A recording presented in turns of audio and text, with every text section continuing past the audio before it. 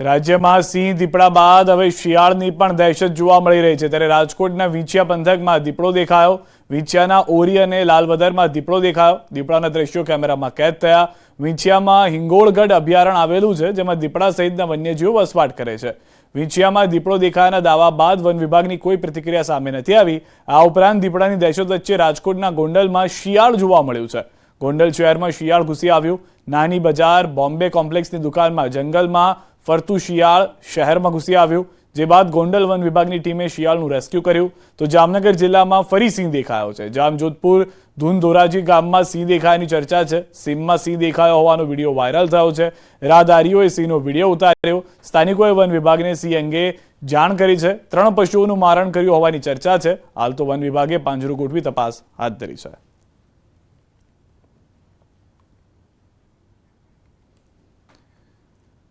આ તરફ અમદાવાદમાં કેમિસ્ટ એસોસિએશનનું સંમેલન મળ્યું, જેમાં કેન્દ્રીય મંત્રી મહેન્દ્ર મુંજપરા અને આરોગ્ય મંત્રી ઋષિકેશ પટેલ હાજર રહ્યા। આ ઉપરાંત food and drugs commissioner, Gujarat chemist એસોસિએશનના પ્રમુખ સહિતના હોદ્દેદારો હાજર રહ્યા। કાર્યક્રમમાં આરોગ્ય મંત્રી ઋષિકેશ પટેલની માર્મિક ચેતવણી, જે લોકો ખોટી રીતે ધંધો કરે છે તેમની વિરુદ્ધ કડક કાર્યવાહી કરવામાં આવશે।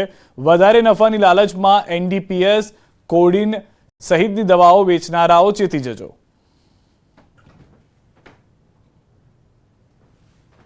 કોડીન, એનડીપીએસ એટલે કે એમાં આવતી જે દવાઓ નાર્કોટિક્સની અને સાથે સાયકોટ્રોપિક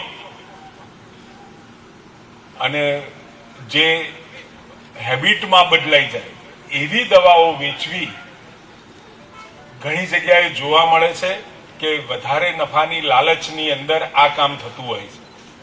નશાકારક દવાની વાત કરી, એનડીપીએસ દવાની વાત કરી, તો ગુજરાતની અંદર ગુજરાતના કેમિસ્ટો પ્લસ અમારું એન્ફોર્સમેન્ટ ડિપાર્ટમેન્ટ સક્રિય છે અને બને ત્યાં સુધી આ નશાકારક દવાઓ કે જે સિરપની વાત કરી, તો આમાં એક પણ કિસ્સો નથી કે જે આયુર્વેદિક કહેવાતા કફ સિરપ કોઈ પણ દવાની દુકાને વેચ્યા હોય। આ એક ઇલીગલ સપ્લાય ચેઇન થ્રુ એટલે દવાના લાયસન્સ વગરના જગ્યાઓથી વેચાયેલા છે અને એના પીવાથી લોકોના મૃત્યુ જે થયા છે। આ ખરેખર આયુર્વેદિક દવા પણ નથી। એક આયુર્વેદિક દવાનું લેબલ વાપરીને એક મિથેનોલ કે ઝેરી પીણું અંદર ભરવામાં આવેલું હતું।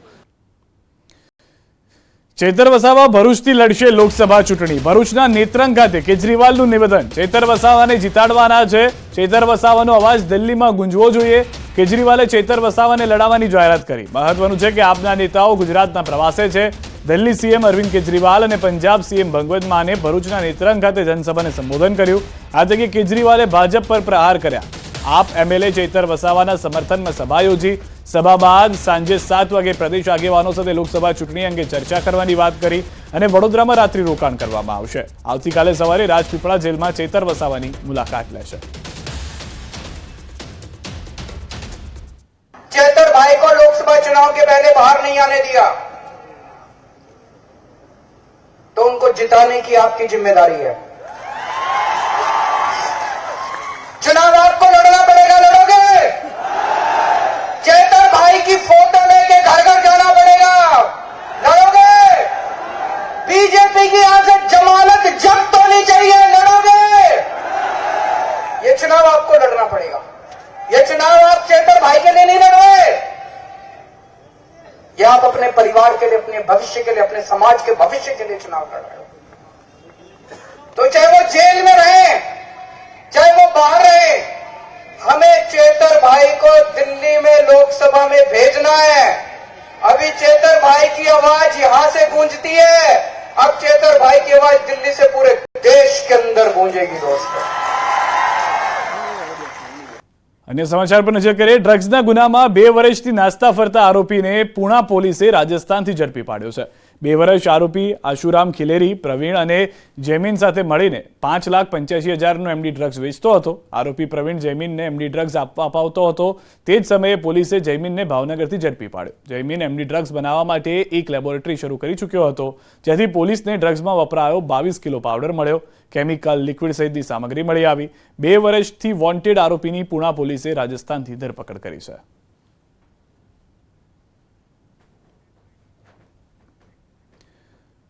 પોરબંદર જિલ્લામાં હાર્બર મરીન પોલીસ સ્ટેશનમાં એક બાળક વર્ષોથી ગુમ હોવાની અને તેની હત્યા થઈ હોવાની અરજી નોંધાઈ હતી, જે બાબતે પોલીસે તપાસ કરતા સામે આવ્યું કે પોરબંદરના ઓડદરા ગામે 2011થી ગુમ થયેલ પુત્રને તેની માતાએ રૂપીબેને રામસેવક નામના વ્યક્તિને સોંપી દીધો હતો.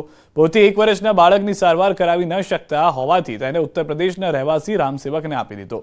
પાલક પિતા રામસેવક અને ગુમ થયેલ પુત્ર અનુજકુમાર ગુપ્તાને પોરબંદર પોલીસ સ્ટેશન લાવવામાં આવ્યા હતા. આ મામલે યુવકની માતાએ રાજી ખુશીથી પોતાના બાળકની સોંપણી રામસેવકને કરી હતી. અનુજકુમાર ગુપ્તાએ પણ રામસેવક વિરુદ્ધ કોઈ ફરિયાદ ન કરી હતી, જેથી મામલે પોલીસે કોઈ ગુનામાં કાર્યવાહી કરી નથી. યુવકની હત્યા થઈ હોવાના આક્ષેપ સાથેની અરજી મામલે પોલીસે યોગ્ય તપાસ કરી છેક યુપી સુધી પહોંચી સાચી હકીકત બહાર લાવી. પોલીસની આ કામગીરીથી લોકોએ બિરદાવી છે.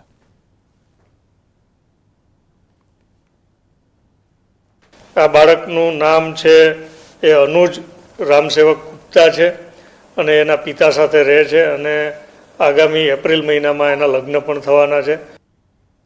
લોકસભા ચૂંટણી પહેલા ક્ષત્રિય સમાજનું શક્તિ પ્રદર્શન જોવા મળ્યું છે. કરણસિંહ ચાવડાનું મોટું નિવેદન, રાજકીય રીતે વજૂદ ઊભું કરવા સંમેલન. ક્ષત્રિય સમાજને હાસ્યામાં ધકેલવામાં આવ્યો. પાર્ટીઓ ક્ષત્રિય સમાજને વધુ સ્થાન આપે. આગામી દિવસોમાં વધુ સંમેલન થશે. અમદાવાદના વિઠ્ઠલપુરમાં મળ્યું છે સંમેલન.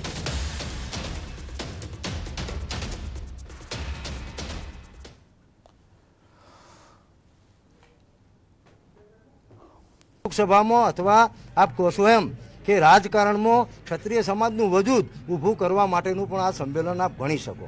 અમે તો બધી જે મુખ્ય પાર્ટી છે કોંગ્રેસ અને ભાજપ, એના જે મોવડી મંડળ અથવા એના જે આગેવાનોને કહેવા માગીએ છીએ કે અમારા અનુભવથી અમને એવું લાગી રહ્યું છે કે છેલ્લા 1 વર્ષથી કે 2 વર્ષથી ક્ષત્રિય સમાજને ધીરે ધીરે વાંસિયામાં ધકેલી દેવામાં આવી રહ્યો છે અને એ દેખાય છે વર્તમાનમાં અમને.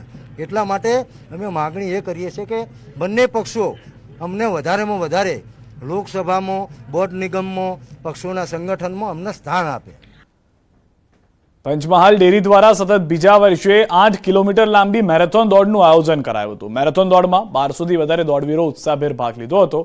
અલગ અલગ કેટેગરીમાં આ સ્પર્ધાનું આયોજન કરાયું હતું. પંચમહાલ ડેરીના ચેરમેન અને ગુજરાત વિધાનસભા ઉપાધ્યક્ષ જેઠાભાઈ ભરવાડની ઉપસ્થિતિમાં વિજેતાઓને સન્માનિત કરાયા હતા. પંચમહાલ ડેરીથી ડેરીના એમડી અને ચીફ જનરલ મેનેજરે મેરેથોન ફ્લેગ ઓફ કર્યું.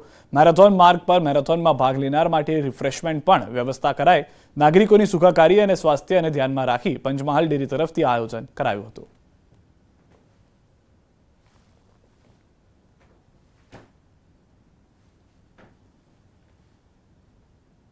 મારા જીવનની શરૂઆત એક્સરસાઇઝથી કરું છું. દરરોજ નિયમિત 1.5 કલાક હું એક્સરસાઇઝ કરું છું. એક્સરસાઇઝથી આપણા શરીરની અંદર કોઈ પણ પ્રકારનો રોગ રહેતો નથી. કોઈ બી યુવાનો માટે કે કોઈ બી છોકરાઓ માટે ફિટનેસની જરૂર છે અને એક્સરસાઇઝ મહત્ત્વની છે આપણા શરીરના માટે.